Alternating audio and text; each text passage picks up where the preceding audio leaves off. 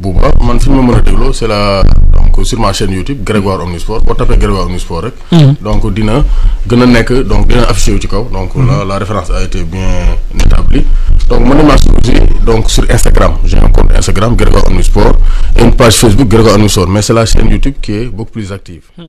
Mondial Sport, leader de l'équipementier au Sénégal, vous présente ses offres spéciales en cette fin d'année 2020. Donc déstockage, 3 blousons à 30 000 francs, 2 blousons 25 000, un blouson ou bien un sous-vêtement à 15 000 francs, 2 maillots floqués à 20 000 francs, sous-vêtements à 20 000 francs, livraison gratuite. Vous avez les sous-vêtements du Paris Saint-Germain, du Barça, de vos clubs préférés, maillot plus masque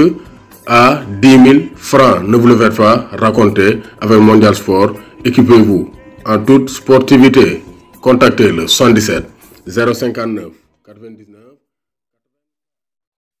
Bonsoir à tous et à tous, bonsoir à tous les suiveurs et à tous les inconditionnels de Grégoire Omnisport. Doomu Gaynde Ndiaye warul tiit warul ragal mais tey nag Doomu Gaynde Ndiaye day tiit day ragal parce que les nouvelles ne sont pas bonnes pour l'international sénégalais Moussa Wagué. Parce que Moussa Wagué, d'après plusieurs médias espagnols ak grec, d'après médias espagnols yi ak grec yi, Moussa Wagué il se peut que mu bañatee football ci giiru dundam. Carrière Moussa Wagué mën naa jeex ci blessure am bi. Donc loolu la médias yi teg comme hypothèse parce que Moussa Wagué blessure bi dafa jéggi dayoo. Nekkul seulement ligament croisé du genou mais Moussa Wagué fi mu gaañu dafa bari. Rupture du tendon rotulien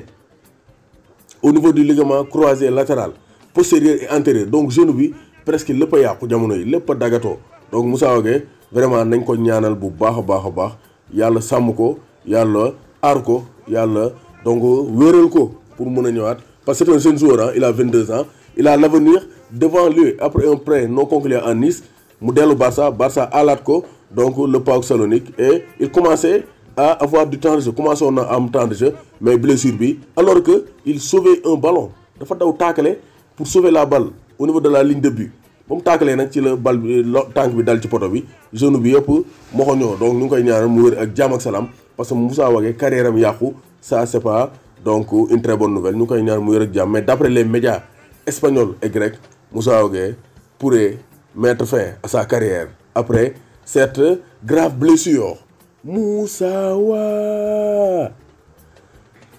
Wagué wéral ak jàmm ak salaam gaynde Mame Balla Cissé inconditionnel de Grégoire maa ngi lay béggee di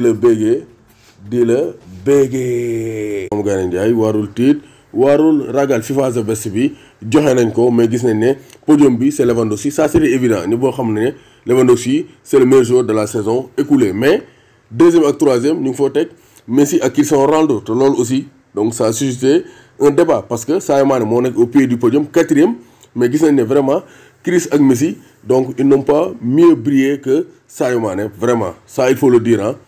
Messi ak Cristiano Ronaldo bi ñu nekk seen diggi ndënd moo nañoo d'accord mais actuellement ci prix individuel yi vraiment vote yi doo comprendre c'est plutôt du marketing parce que comme Messi ak Cristiano Ronaldo il draine beaucoup de donc sponsors donc il faut que ñoom ñu bokk ci podium bi à la kulli àll donc ça c'est vraiment dommage moo tax Samuel Eto'o wax na ci Samuel Eto'o nee na vraiment Sadio Mané méritait le podium donc Eto'o moom c'est le grand défenseur des Africains nee na depuis l'année dernière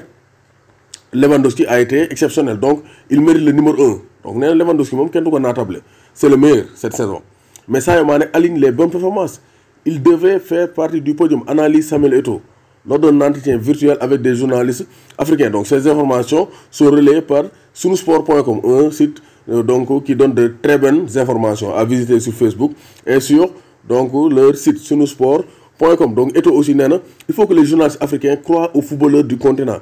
les journalistes africains yi dañoo war a gëm seen footballeurs du continent sinon qui va croire en eux nee na africains yi bu gëmul africain kan mooy gëm africains yi ça c'est une grosse question a posé la légende Samuel Eto'o ambassadeur de Qatar 2022 te Eto'o aussi nee na les africains ne comptent pas pourquoi ma wax loolu parce que Dream Team dañoo def 3 Dream Team les meilleures équipes de l'histoire du football amul benn africain toujours yi ñu fay dugal Eto'o du seen morom Drogba du seen morom George Weah mi nga xam ne gagné na Ballon d'Or sax mun cee bokk donc nga xam ne vraiment gars yi seen Dream Team yi ñuy def ak seen classement yi ñuy def seen prix yi ñuy décerner vraiment am na logique par rapport à par exemple ren Lewandowski mais la plupart du temps c'est politique c'est comme le Ballon d'Or France Football 2019 où Sadio Mané était le meilleur joueur au monde ñu jël jox ko donc ki nga xamante ne donc mooy Virgil donc Van Dijk